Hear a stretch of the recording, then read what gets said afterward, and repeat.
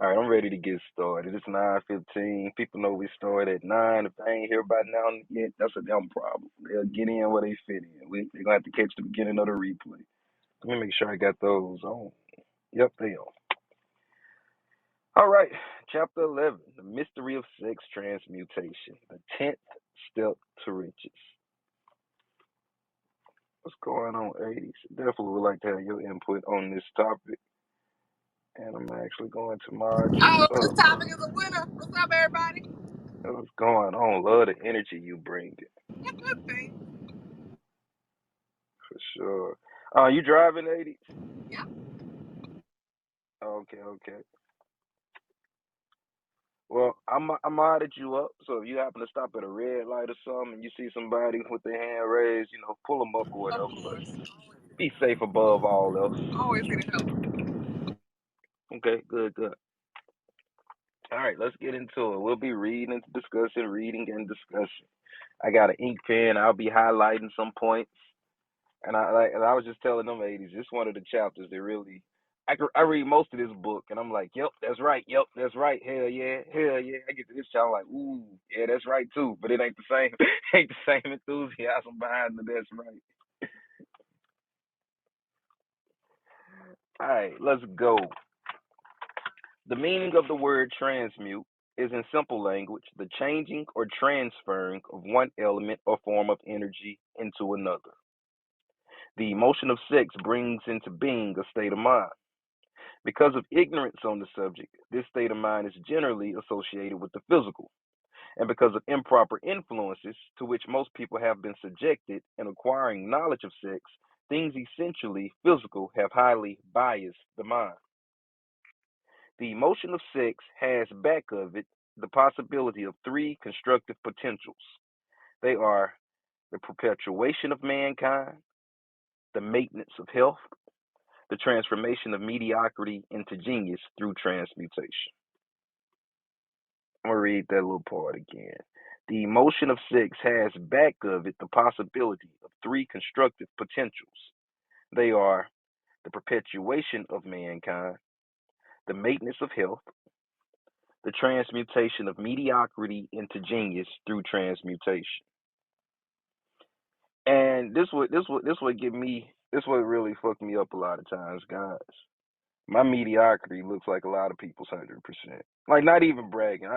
Can any of y'all relate to that? Yo, you can like give 50% and people still be Yep. impressed.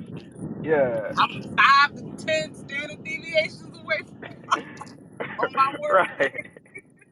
That's why I got burnt out though. It's also dangerous It's in of dangerous. itself. Yes. And you get bored when you're not stretching yourself. You get bored in the field. You get bored in the business when you just showing up, giving your 50%, and it's not stretching you at all. And that's what was catching. That's what was really slowing down my success. I can waste all that sexual energy and use the little bit I got left and still show up and people patting me on the back for the bullshit that I was putting forth. And although it wasn't bullshit to them, it was 20% of my true potential.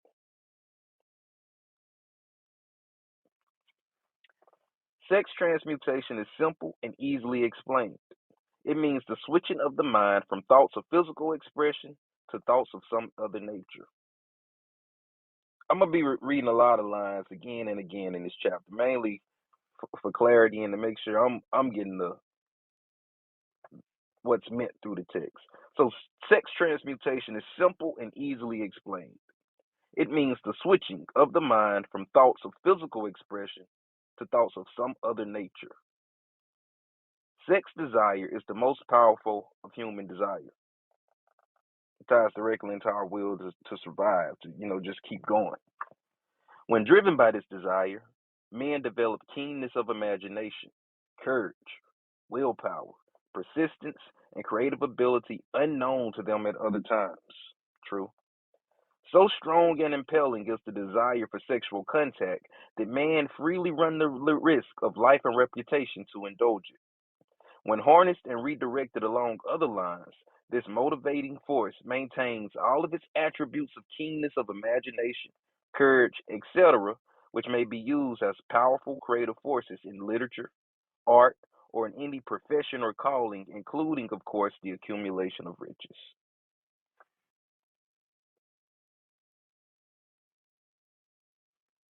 What y'all thinking so far? We finna unpack it, but what y'all thinking about just what we've read this for? We not even a fifth of the way through the chapter, and it's already peeling How back some insidious, layers.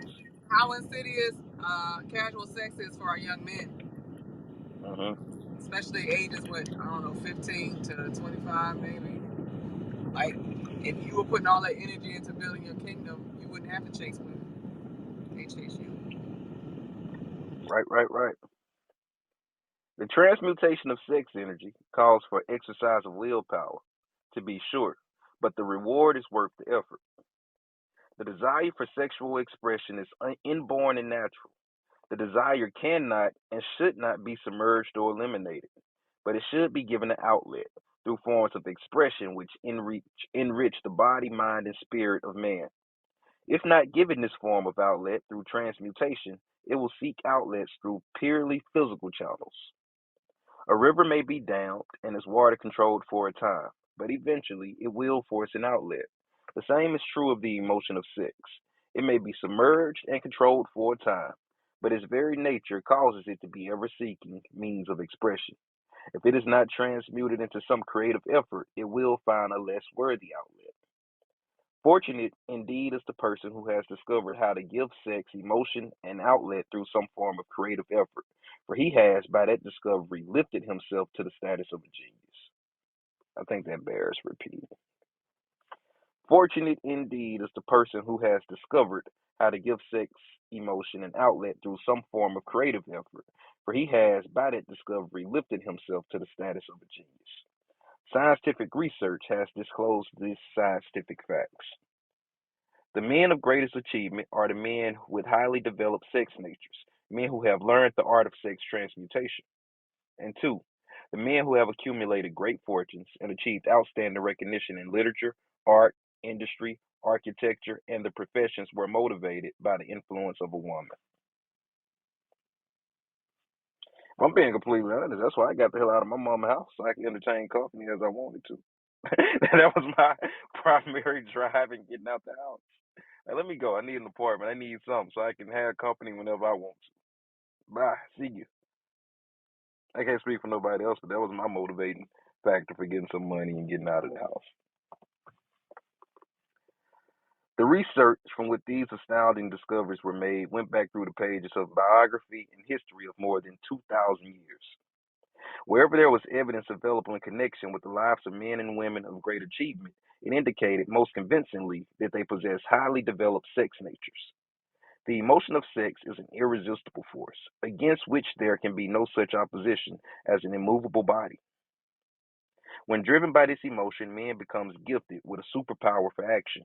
Understand this truth, and you will catch the significance of the statement that sex transmutation will lift one to the status of genius. The emotion of sex contains the secret of creative ability. Destroy the sex glands, whether in man or beast, and you have removed the major source of action. For proof of this, observe what happens to an animal after it has been castrated. A bull becomes as docile as a cow after it has been altered sexually. Sex alteration takes out of the male, whether man or beast, all the fight that he has in him. Sex alteration of the female has the same effect. The 10 mind stimuli. The human mind responds to stimuli through which it may be keyed up to high rates of vibration, known as enthusiasm, creative imagination, intense desire, etc. The stimuli to which the mind responds most freely are 1. The desire for sex expression, 2. Love, 3. A burning desire for fame, power, or financial gain, money, 4. Music. I love that music is so high up on the list. That's amazing. Another point for another day, but that jumps out at me.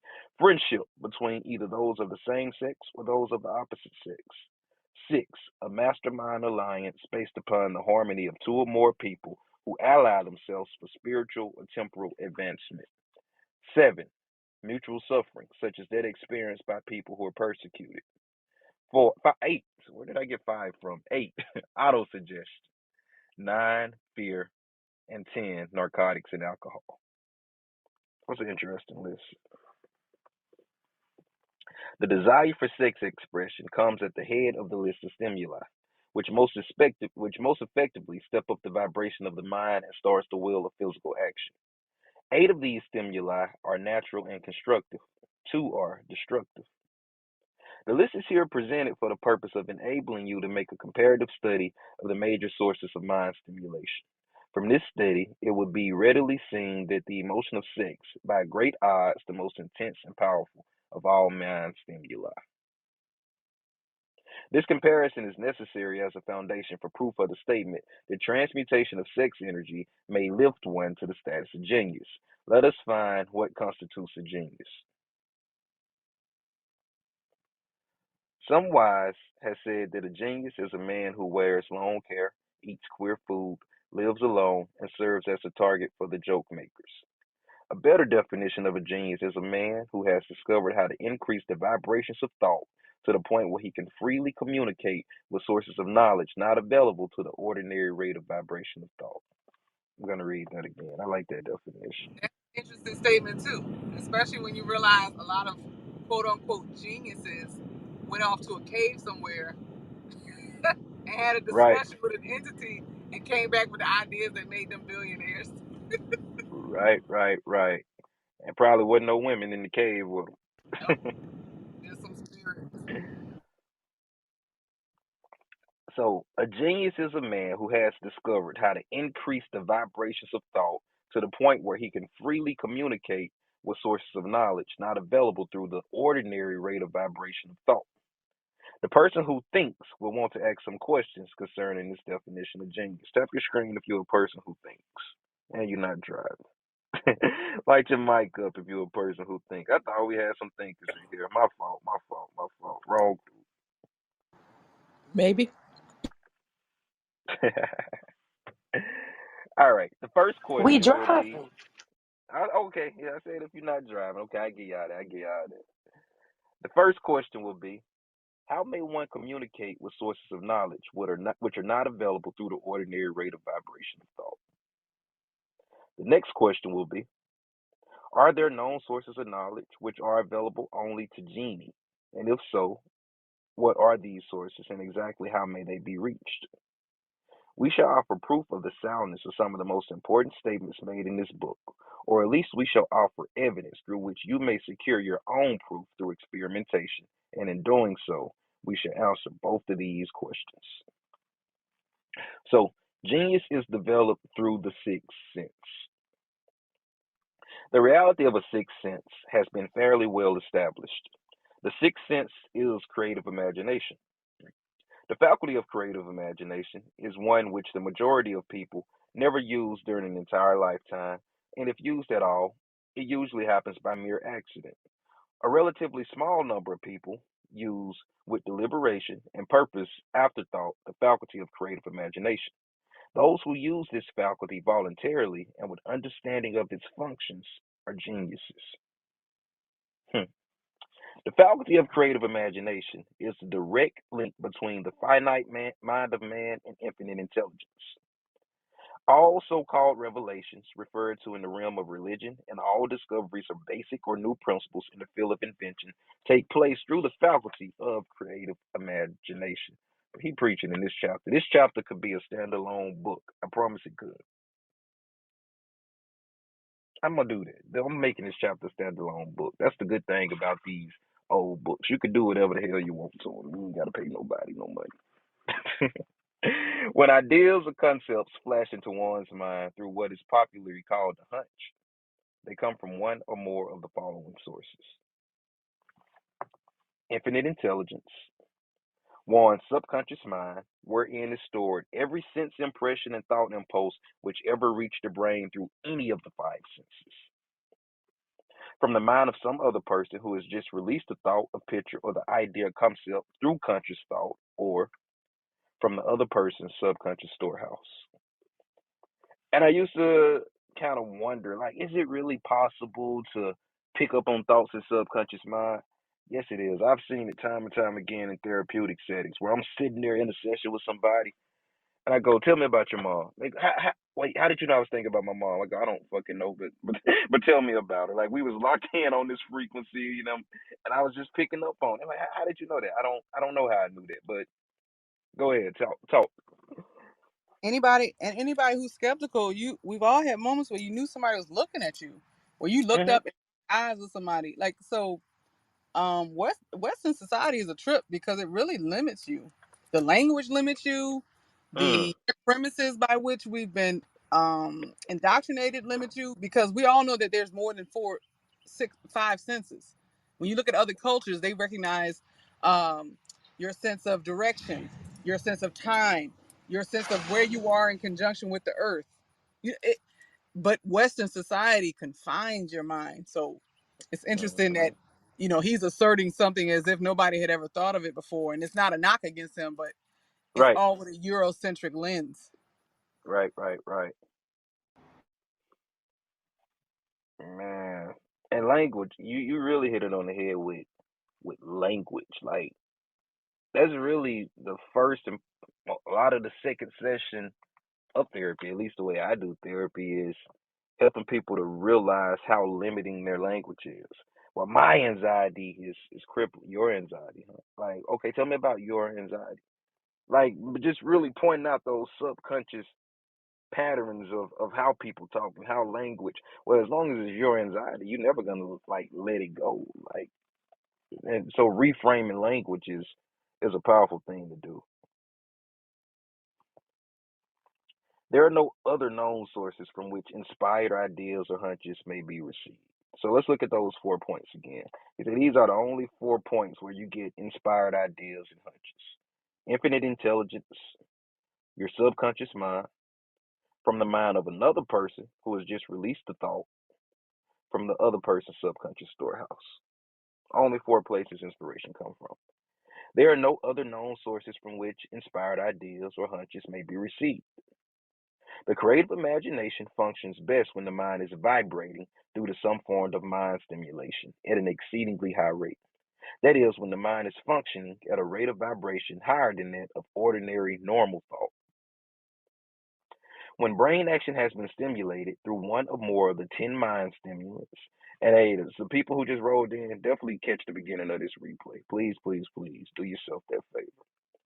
When the brain action has been stimulated through one or more of the 10 mind stimulants, it has the effect of lifting the individual far above the horizon of ordinary thought and permits him to envision distance, scope, and quality of thoughts not available on the lower plane, such as to occupy while one is engaged in the solution of the problems of business and professional routine. When lifted to this higher level of thought through any form of mind stimulation, an individual occupies relatively the same position as one who has ascended in the airplane to a height from which he may never from which he may see over and beyond the horizon line, which limits his vision while on the ground. I'm gonna read that again. I stumbled over a few of the words. I want to make sure none of it was lost.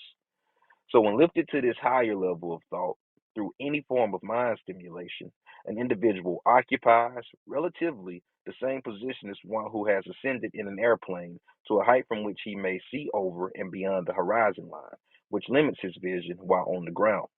Moreover, while on this higher level of thought, the individual is not hampered or bound by any of the stimuli which circumscribe and limit his vision while wrestling with the problems of gaining the three basic necessities of food, clothing, and shelter. He's in a world of thought in which the ordinary, workaday thoughts have been effectively removed, as are the hills and valleys and other limitations of physical vision when he rises in an airplane. While on this exalted plane of thought, the creative faculty of the mind is given freedom of action. The way has been cleared for the sixth sense to function. It becomes receptive to ideals which could not reach the individual under any other circumstances. The sixth sense is the faculty which marks the difference between a genius and an ordinary individual. The creative faculty becomes more alert and receptive to vibrations originating outside the individual's subconscious mind. The more this faculty is used and the more the individual relies upon it and makes demand upon it for thought impulses, this faculty can be cultivated and developed only through use. That which is known as one's conscience operates entirely through the faculty of the sixth sense.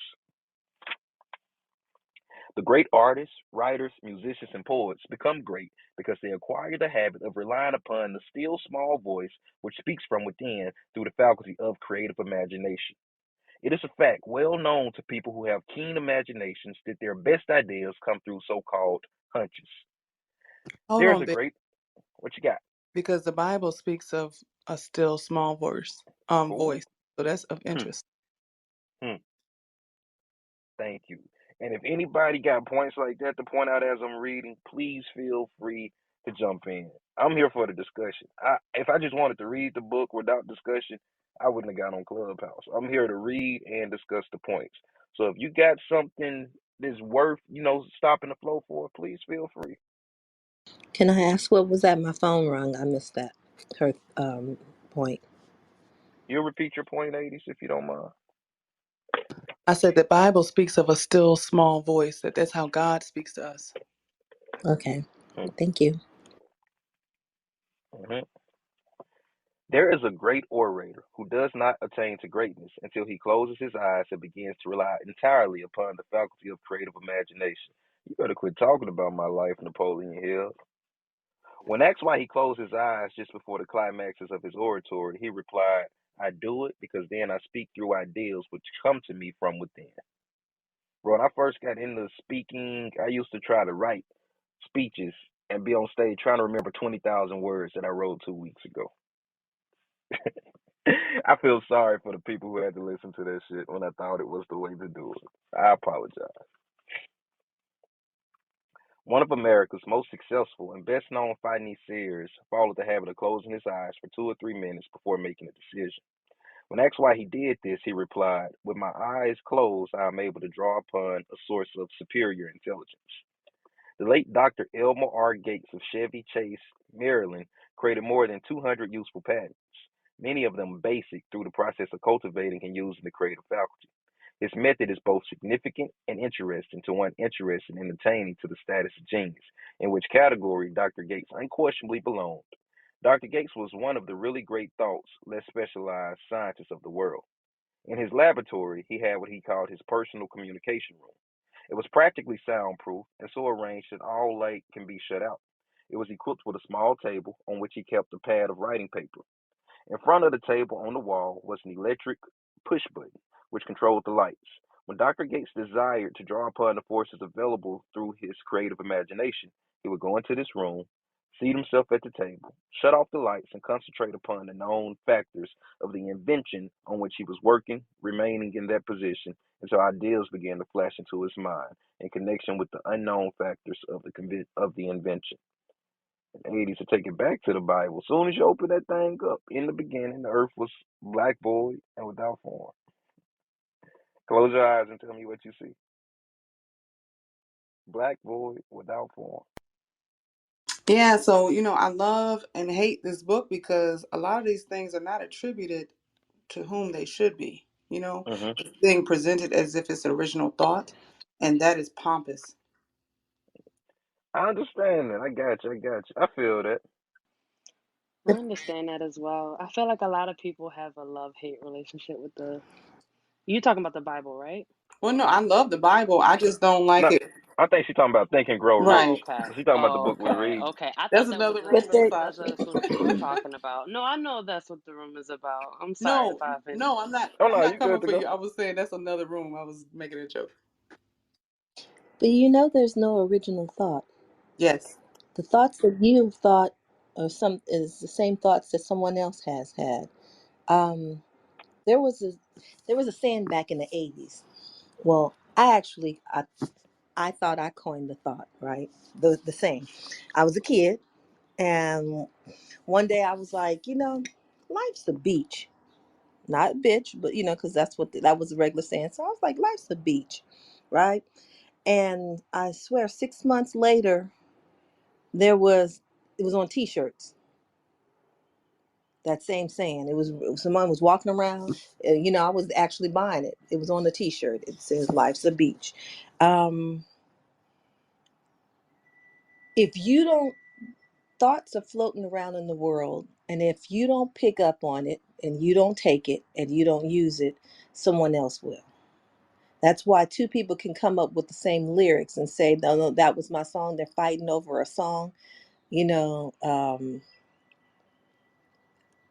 people could pick up the same thing, even miles away.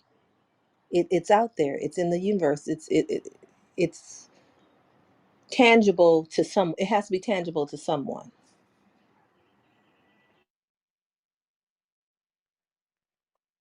For sure, for sure. And even with the outlay of the book, early on in the book, he prefaces how he got the information through interviewing people, which I think somewhere along my 13th time reading the book, I realized he only interviewed these people in his imagination. He never met these people in person. I had this book for years before I realized that. Even some of the timelines, it's impossible for him to have met some of the people that he talked about, but he's proven the point that through the sixth sense you can access people's consciousness, even people who are dead and gone. And it took me a lot of readings of this book to comprehend that. I don't believe he ever met Thomas Edison. I don't believe he ever met Henry Ford. I don't even think he met Dale Carnegie, who he says Andrew Carnegie, who he says the man who gave him the homework of interviewing all these people. He was going inside of his imagination and talking to all these people. They were a part of his spiritual mastermind, so to speak. We going the book. There's some other chapters in the book. I wanna get through this chapter today. We got some pages to go. So anybody got anything that relates directly to sex transmutation and the genius conversation before we jump back in? I was gonna ask really quickly if you think he had access to the Akashic records. Say that again. My AirPods slipped out a I little was bit. gonna say, do you think that he was tapped in enough to have access to the Akashic records? I don't know. That's what, like, basically, that's how you access any knowledge out there. That was why I brought that up. I'm sorry. I think once you learn how to tap in, it's not really a limit to where you can go with it. It's like driving a car. Once you learn how to drive, you can drive wherever you want to go. Nothing's off limits once you know how to drive.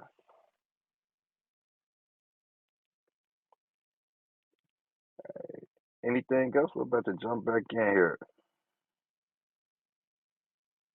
All right. On one occasion, ideas came through so fast that he was forced to write for almost 3 hours.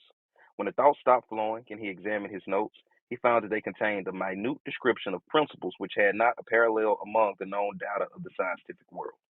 Moreover, the answer to his problem was intelligently presented in those notes. In this manner, Dr. Gates completed over 200 patents, which had begun but not completed by half-baked brains.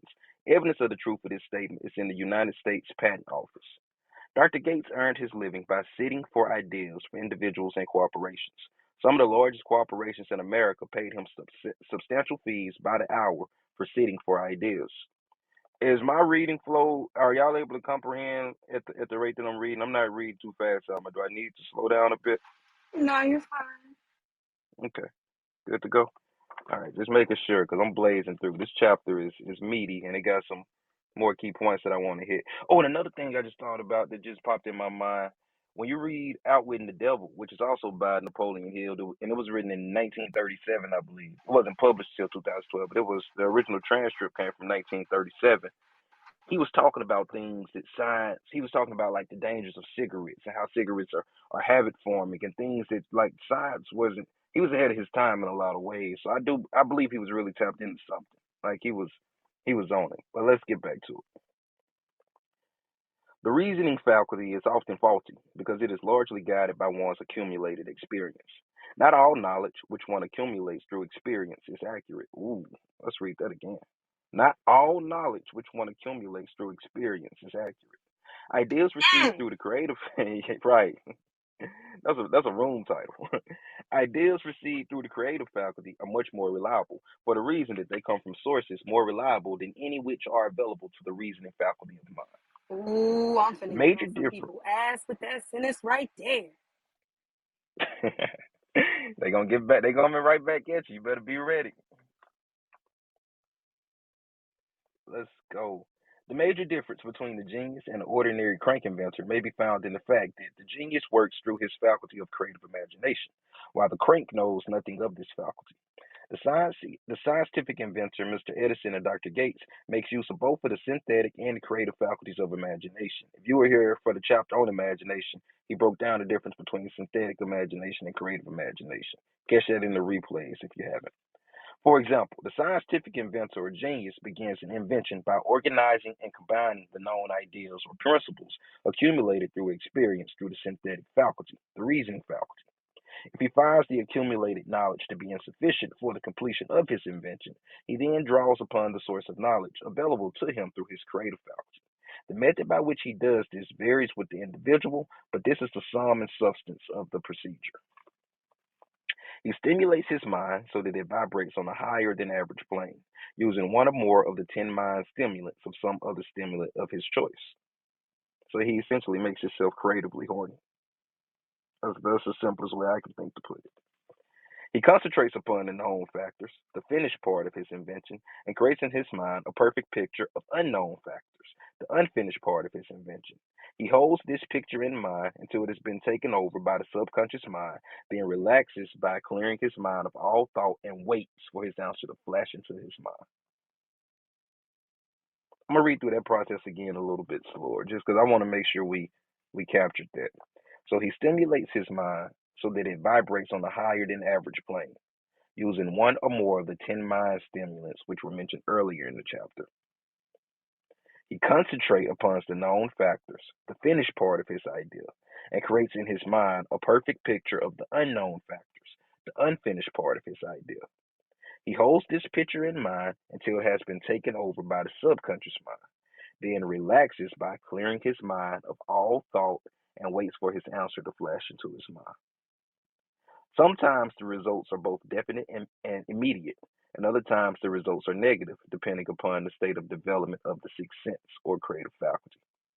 Mr. Edison tried out more than 10,000 different combinations of ideas through the synthetic faculty of his imagination before he turned in through the creative faculty and got the answer, which perfected the incandescent light. His experience was similar when he produced the talking machine. There is plenty of reliable evidence that the faculty of creative imagination exists. This evidence is available through accurate analysis of men who have become leaders in their respective callings without having had extensive educations. Lincoln was a notable example of a great leader who achieved greatness through the discovery and use of his faculty of creative imagination. He discovered and began to use this faculty as a result of stimulation of love, which he experienced after he met Anne Rutledge, a statement of the highest significance in connection with the study of the source of genius. The pages of history are filled with the records of great leaders whose achievement may be traced directly to the influence of women who aroused their creative faculties of their minds. The pages of history are filled with records of great leaders whose achievements may be traced directly to the influence of women who aroused their creative faculties of their minds through the stimulation of sex desire. Napoleon Bonaparte was one of these. When inspired by his first wife, Josephine, he was irresistible and invincible. When his better judgment or reasoning faculty prompted him to put Josephine aside, he began to decline. His defeat at St. Helena were not far distant. If good taste would permit, we might easily mention scores of men, well known to the American people, who climbed to their greatest heights of achievement under the stimulation and influence of their wives, only to drop back to destruction after money and power went to their heads and they put aside old wife for a new one. Napoleon was not the only man to discover that sex influence from the right source is more powerful than any substitute of expediency which may be created by mere reason. I'm going to read this again, and I ain't even reading it for y'all. I'm reading it for me. Y'all can listen in if y'all want, though. If good taste would permit, we might easily mention scores of men well known to the American people who climbed to great heights of achievement under the stimulating influence of their wives, only to drop back to destruction after money and power went to their heads and they put aside the old wife for a new one. Napoleon was not the only man to discover the sex influence from the right source is more powerful than any substitute of expediency, which may be created by mere reason.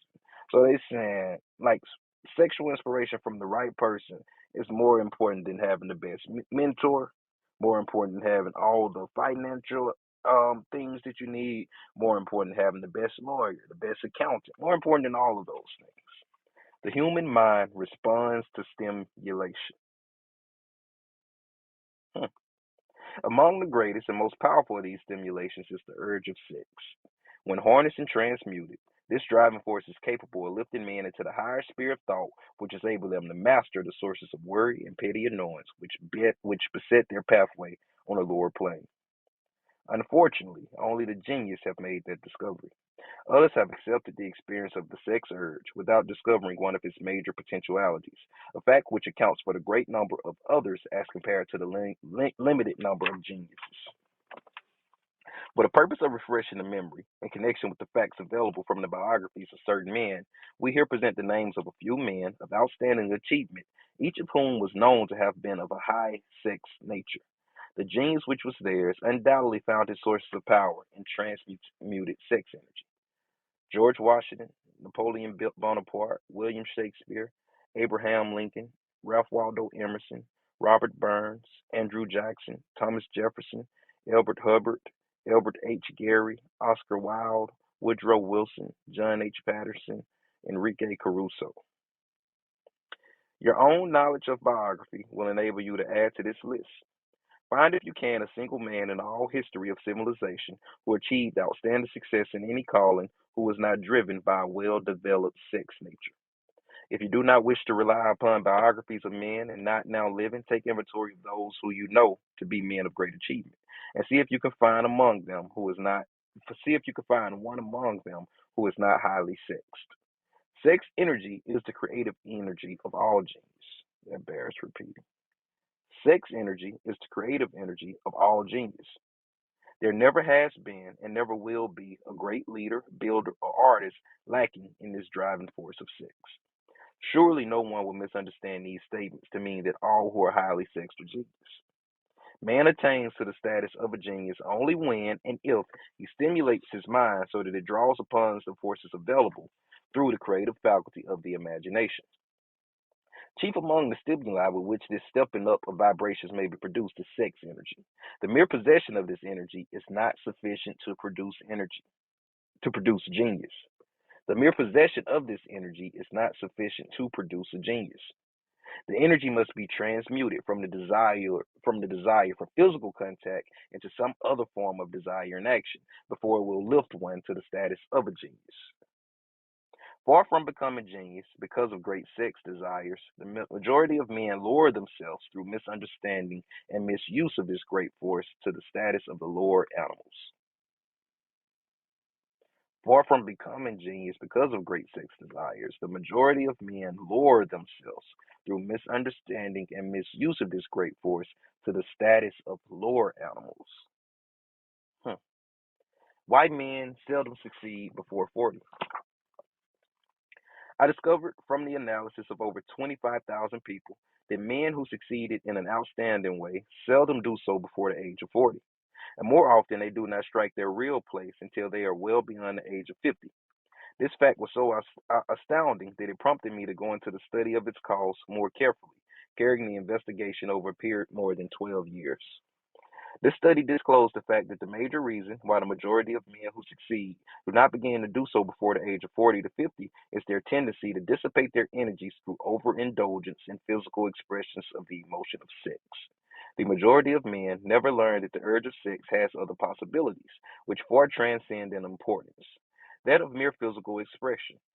The majority of those who make this discovery do so after having wasted many years at a period when the sex energy is at its height, prior to the age of 45 to 50. This usually is followed by noteworthy achievement. The lives of many men up to and sometimes well past the age of 40 reflect a continued dissipation of energies, which could have been more profitably turned into better channels. Their inner and more powerful emotions are sown wildly into the four winds. Out of this habit of the male grow the term sowing his wild oats. The desire for sexual expression is by far the strongest and most impelling of all human emotions, and for this very reason, this desire, when harnessed and transmuted into action other than that of physical expression, may rise one to the status of genius. One of America's most able businessmen frankly admitted that his attractive secretary was responsible for most of the plans he created. He admitted that her presence lifted him to heights of creative imagination, such that he can experience under no other stimuli. One of the most successful men in America owes most of his success to the influence of a very charming young woman, who has served as his source of inspiration for more than 12 years. Everyone knows the man to whom this reference is made, but not everyone knows the real source of his achievements. History is not lacking in examples of men who attained to the status of genius as a result of the use of artificial mind stimulant in the form of alcohol and narcotics. Edgar Allan Poe wrote The Raven while under the influence of liquor, dreaming dreams that mortal never dared to dream before. James Whitcomb Riley did his best writing while under the influence of alcohol. Perhaps it was thus he saw the ordered intermingling of the real and dream, the mill above the river and the mist above the stream. Robert Burns wrote best when intoxicated. For all long sign, my dear, we'll take a cup of kindness yet. But let it be remembered that many such men have developed themselves in the end. Nature has prepared her own portions with which men may safely stimulate their minds, so they vibrate on a plane that enables them to tune in to fine and rare thoughts which come from no man knows where. No satisfactory substitute for nature's stimulant has ever been found. It is a fact well known to psychologists that there is a very close relationship between sex desires and spiritual urges, a fact which accounts for the peculiar behavior of people who participate in the orgies known as religious revivals common among the primitive types. The world is ruled and the destiny of civilizations is established by human emotions. People are influenced in their actions not by reason so much as by feelings. The creative faculty of the mind is set into action entirely by emotions and not by cold reason. The most powerful of all human emotions is that of sex. There are other mind stimulants, some of which have been listed, but none of them, nor all of them combined, can equal the driving power of sex. A mind stimulant is any influence which will either temporarily or permanently increase the vibrations of thought. The 10 major stimulants described are the most commonly resorted to. The, Through these sources, one may commune with infinite intelligence or enter at will the storehouse of the subconscious mind, either one's own or that of another person's, a procedure which is all here for the genius. I'm going to go back and read over those 10 stimulants real quick. Before you read, it reminds me of how the rappers always say, how they're smoking weed, and brings out their creative genius. I had a friend who wanted to be a rapper, but he's like, my best work was when I was high. I'm like, really? Um, but I never heard his music, so I can't tell you if it was the best or not. But that's the way he felt. He felt his best work was when he was high. Okay, okay. Anybody else got anything they would like that?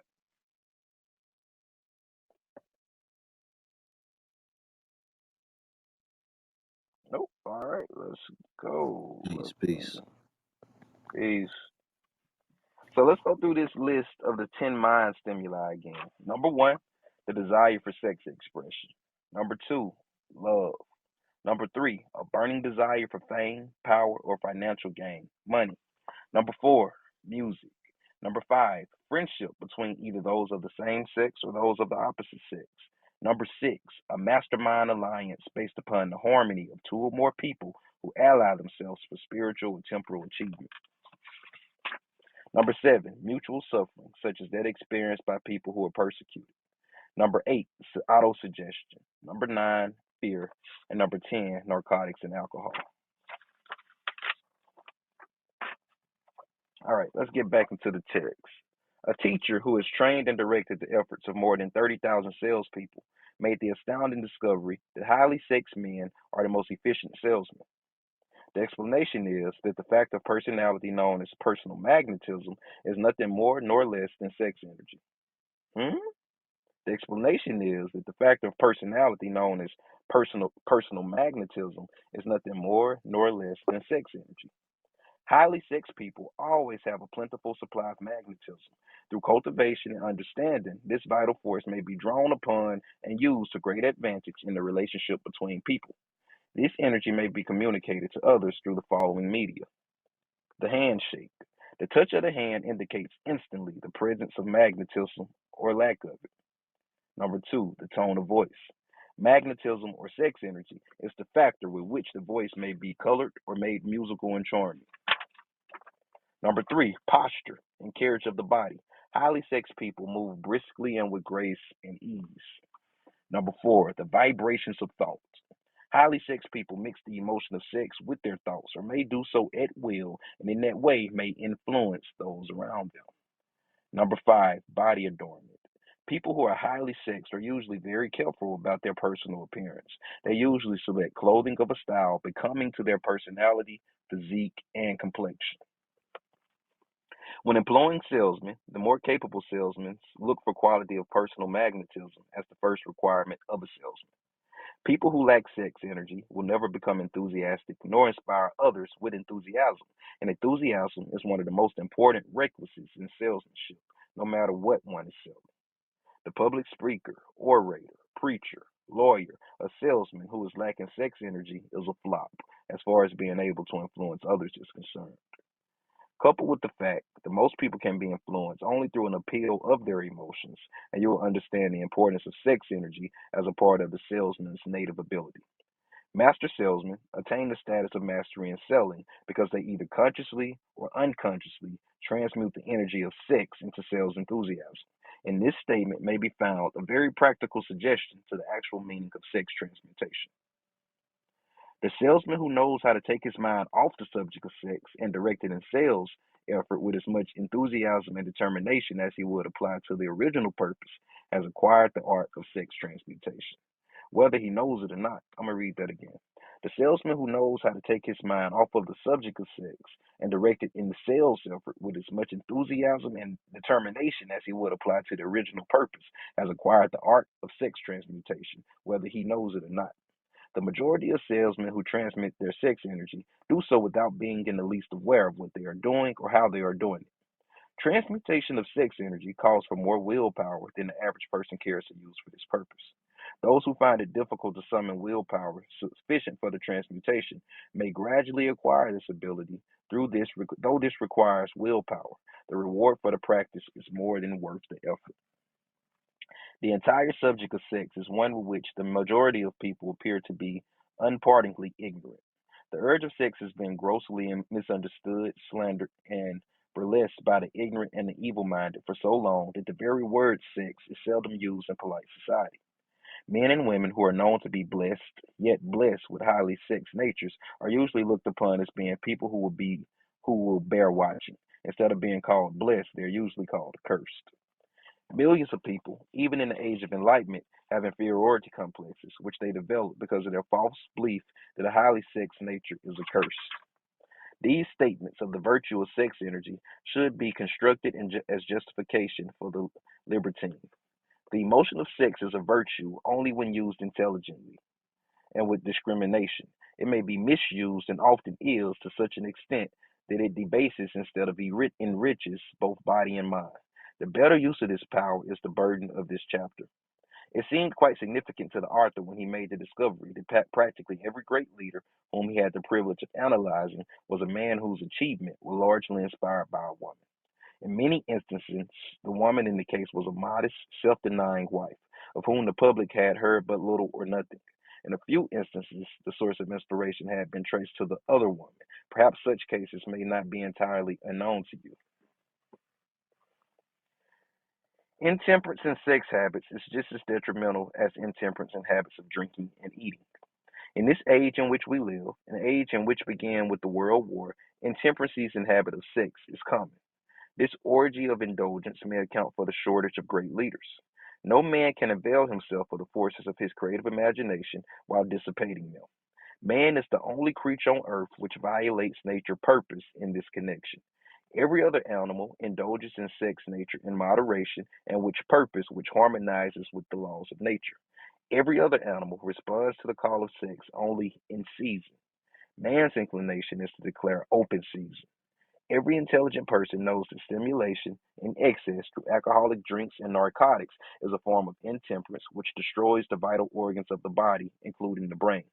Not every person knows, however, that overindulgence in sex expression may become a habit as destructive and detrimental to creative efforts as narcotics or liquor. A sex madman is not essentially different than a dope madman. So a sex fiend and a dope fiend, pretty much the same thing, is what that just boiled down to. Both have lost control over their faculties of reason and willpower. Sexual overindulgence may not only destroy reason and willpower, but it may also lead to either temporary or permanent insanity. Many cases of hypochondria, imaginary illness, grow out of habits developed in ignorance of the true function of sex. From this brief reference to the subject, it may be readily seen that ignorance on the subject of sex transmutation forces stupendous penalties upon the ignorant on the one hand and withholds from them equally stupendous benefits on the other. Widespread ignorance on the subject of sex is due to the fact that the subject has been surrounded with mystery and beclouded by dark silence. The conspiracy of mystery and silence has made the same effect upon the minds of young people that the psychology of prohibition had. The result has been increased curiosity and desire to acquire more knowledge on this verboten subject, and to the shame all lawmakers and most physicians by training best qualified to educate the youth on that subject. Information has not been easily available.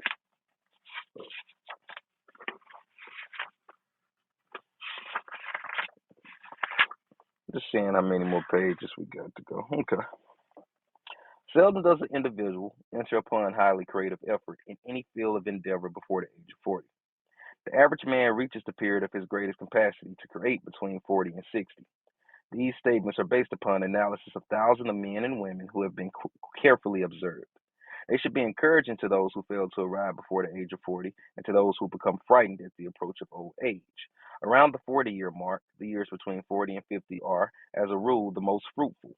Man should approach the age not with fear and trembling, but with hope and eager anticipation. If you want evidence that most men do not begin to do their best work before the age of 40, study the records of the most successful men known to the American people, and you will find it. Henry Ford had not hit his pace of achievement until he was past the age of 40. Andrew Carnegie was well past 40 when he began to reap the rewards of his efforts. James J. Hill was still running a telegraph key at the age of 40. His stupendous achievements took place after the age. Biographies of American industrialists and financiers are filled with evidence that period from people from 40 to 60 is the most productive age of men. Between the ages of 30 Can you and pause 40, there? Hey, Soul, in the Bible, I'm trying to remember where, when it talks about the age of accountability and when a man should no longer be like a leader, is that 40? You there, Soul?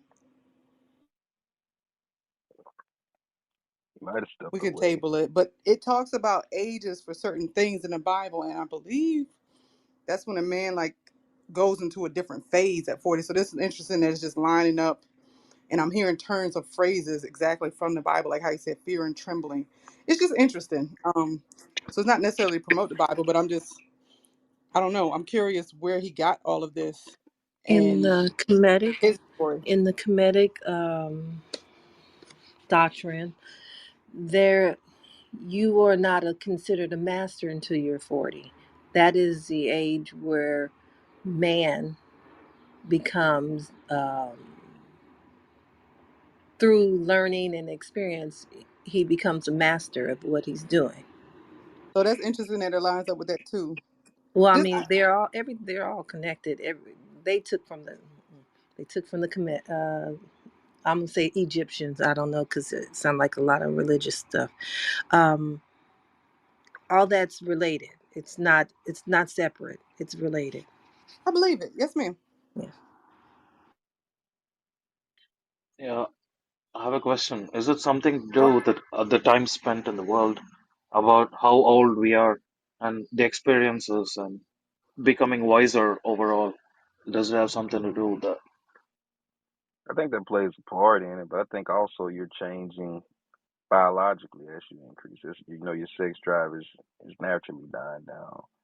So I think all of it plays a part in it. Just experience, living and learning from mistakes, biologically changing, having kids by that age. Some people are even having grandkids, so you're seeing your lineage. I think there's a lot of factors to play into it.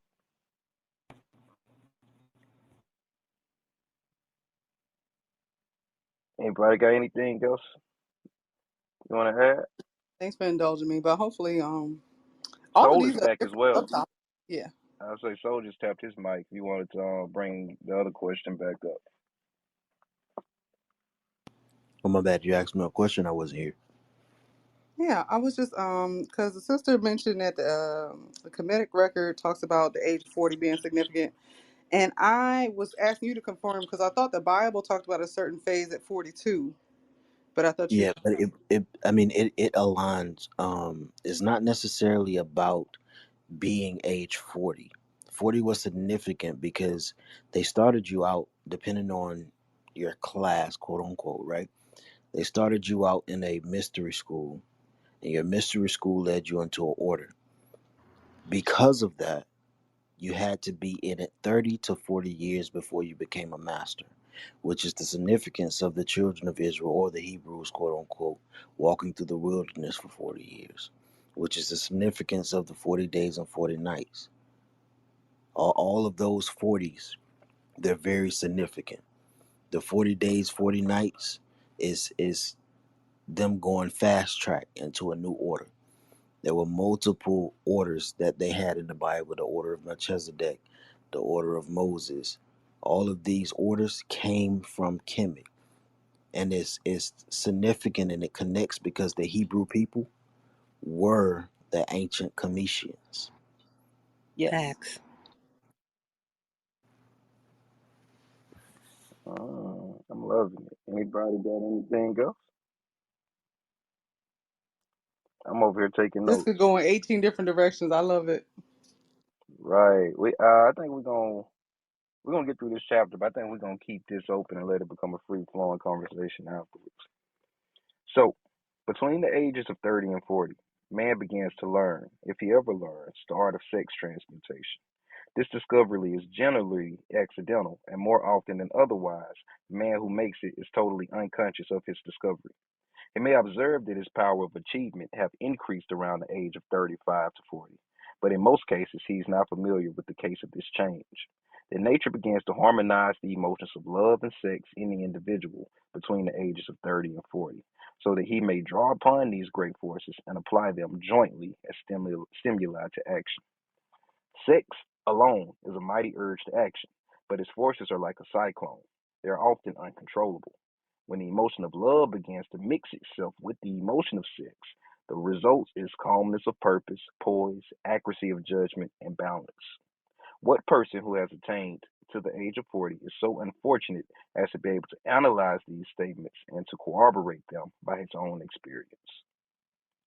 When driven by his desire to please a woman, based solely upon the emotion of sex, a man may be, and usually is, capable of great achievement, but his actions may be disorganized, distorted, and totally destructive.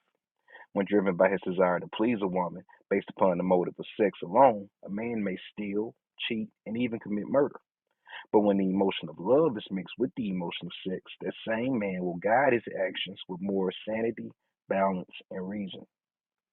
Criminologists have discovered that the most hardened criminals can be reformed through the influence of a woman's love. There is no record of criminal having been reformed slowly through the sex influence. These facts are well known, but their cause is not. Reformation comes, if at all, through the heart or the emotional side of man, not through his head or reasoning side. Reformation means a change of heart. It does not mean a change of head. Ooh, that's a bar. Reformation means a change of heart. It does not mean a change of head. A man may, because of reason, make certain changes in his personal conduct to avoid the consequences of undesirable effects. But genuine reformation comes only through a change of heart, through a desire to change. Love, romance, and sex are all emotions capable of driving man to heights of superachievement. Love, romance, and sex are all super emotions. Love is the emotion which serves as a safety valve, an insurance, balance, poise, and constructive effort. I like that too. I'm highlighting a lot here. I'm slowing down right here, y'all.